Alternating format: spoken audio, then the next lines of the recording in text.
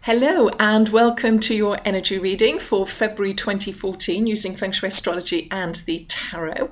And first of all, I want to say Happy New Year. It's the second month in a row that I've said this because this month we are in the midst of Chinese New Year. And you know, Chinese New Year is very much about an energetic shift. It's not just moving from month 12 to moving to month 1. It is very much an energetic shift. Chinese New Year's Day this year is on the 31st of January, but for the purposes of astrology, we tend to use what is termed in the Chinese almanac as the beginning of spring, which this year is on the 4th of February. So it really means there's lots of shifts in energy going around basically at the moment. This video is going to be a little bit longer because I want to talk about what's happening with the shift annually, as well as the normal stuff I do for the month and the tarot cards. And what I put down the bottom, I've got my my normal website address, and I've also got my specific Feng Shui Astrology forecasts web address. If you go into that one, you'll be able to see a lot more information and information in full. If you subscribe, you'll get a lot of information sent to you, and then monthly updates as well.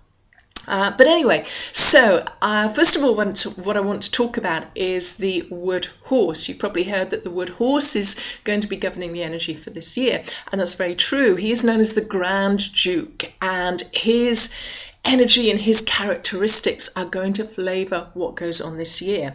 Now, we've just moved out of a year that was governed by the water snake. Now, water snake is very hidden, and it kind of creeps up on you. And the wood horse is anything but. Basically, the horse is very out there, very proud, a little bit led by ego, but very, very much focused on the individual. You can't help but notice a horse. And because it's governed by the element of wood as well, wood is fully expansive, and it's all about growth, and it's rising yang. If you think about the energy you get from plants and trees that are growing in the spring, this is the type of energy. So not only are we bringing a focus on the individual, but we are also bringing this energy which brings creativity and opportunities, and it really helps us to stand on our own 2 feet and be authentic, I suppose. Think of ourselves as an individual. Now, in terms of Feng Shui Astrology, the annual cycles change around the 4th of February as well. And for the year, it's going to be governed by the wind star, wind energy. A little bit like the horse this year, this is governed by the element of wood. So again, we're talking creativity, we're talking fast moving activity, having to do things. But with wind, you see, wind is very ungrounded. It's very hard to contain and hold on and tether this wind energy. So it could be all over the place, but what it is it's very, very individual. And it also brings a strong intuitive skill as well. So I think combined with the wood horse and this wind energy, we're going to see a lot more focus on people kind of doing their own thing. They may decide to become self-employed, follow their entrepreneurial bent, I suppose, and really kind of set up on their own. And that's not really a bad thing. The focus is more on the individual than the team, but that doesn't mean to say that, the human race or teams or groups of people are going to fall apart because of that. Because when you are moving forward yourself as an individual, and if you have lots of people doing that individually, when they combine, the whole group can obviously benefit from those advances. So I think it's going to be a really, really interesting year, and a year of growth. And probably everybody's really aware we've been going through the last few years this economic depression throughout the world. And this year, we're going to see signs that that cycle is starting to change as well. That's a really key thing as well. go onto my websites. Particularly on the wood horse, I put lots of tips and things like that, areas that you need to energize if you want to bring in love or luck or anything like that. Okay, that's all there for you. If you want to see your full annual stars, all you need to do is subscribe. You'll get all your annual stars in full for your specific star, and then I also send you a monthly update as well, much more detail than what I give here on the video. Okay, right, let's get back to my normal reading then, the monthly one. Remember, we've got this background of the wood horse and the wind star, and from the 4th of February we are moving into a monthly cycle that is governed by the energy of the mountain. Now let me tell you about mountains. They don't seem to move. They're very stubborn. They're very stable actually, but they can also be stubborn. They're governed by the element of earth. And earth and this wood energy for the year changes, they don't get on too well. So I think what we're going to find is this wood energy that's coming in for the year is normally very fast, but the mountain energy is going to slow it down a little bit. So all these changes I've been talking about, I think it's going to take a while for those to start to come in and be felt, because this monthly mountain energy is kind of sat there, very stately and refusing to budge, basically. It's a month of really focusing on education. Anything where we need to work on our own is very, very good, rather than in group kind of scenarios. It is a month of thinking about things. So if perhaps we want to start a project or something like that, it isn't a month of doing it, it's a month of planning it. We can go into our mountain, we can retreat, and we can really plan and think things through.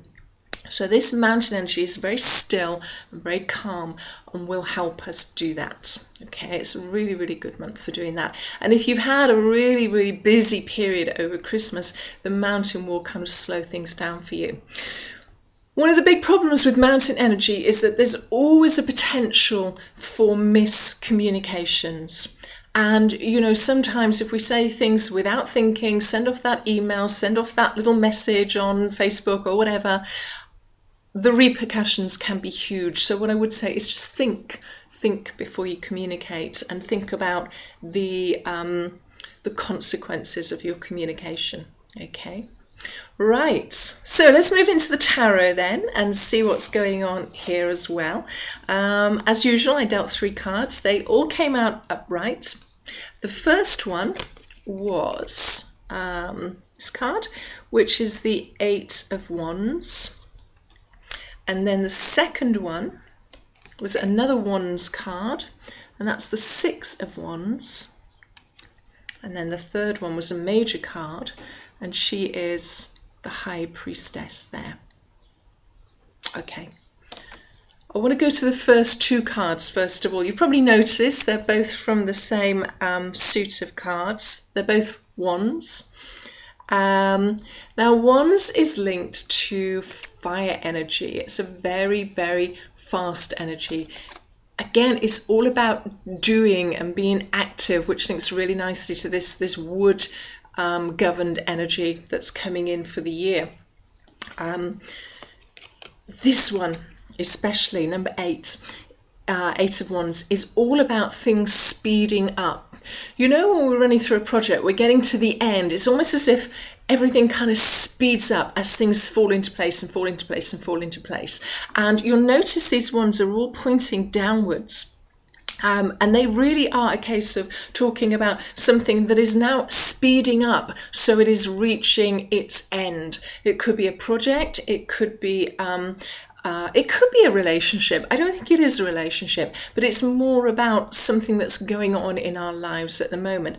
Links very nicely into this new year and this shift. You know, everything is kind of drawing to a conclusion, so we can finally put it to bed and we can turn around and switch on and look forward to this new year and this new energy. So it's all about tying things up. And if you're in the mountain, you can probably do lots of things to tie things up and to maybe mend mend any broken bridges that you might need to as well, just so you can put all of that behind you and look forwards. Okay, right, so let me talk about this second card now. This is the Six of Wands. Again, this brings this fire energy. It brings passion, but let me tell you about this passion, because it is passion for yourself and your skills and what you have achieved.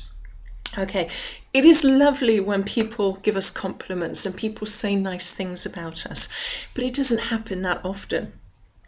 However, it tends to happen more often when somebody else is saying something nice about you than when you are saying something nice about you. How many times do you look in the mirror and say, you know, you're a really good guy? You probably don't do that very often, and you should, because the energy of this card is saying basically you've got to blow your own trumpet. Lots of people just don't know how absolutely amazing you are unless you tell them, and there's nothing wrong with that. There's nothing wrong with perhaps working through your ego and actually recognizing all of your skills, all of your talents, your place in this world.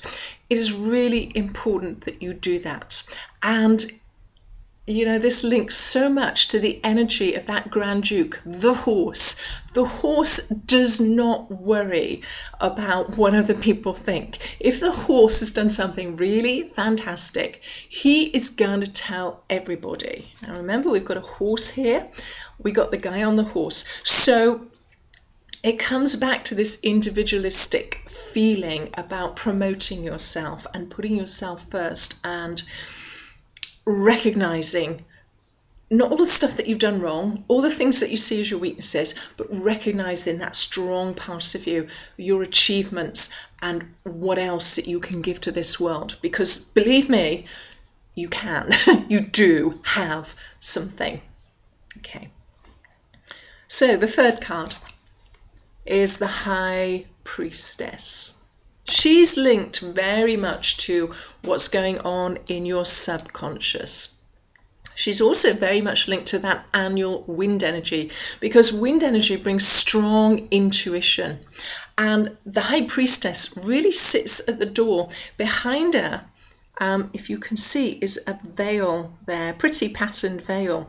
And she is veiling off this access to a universal wisdom.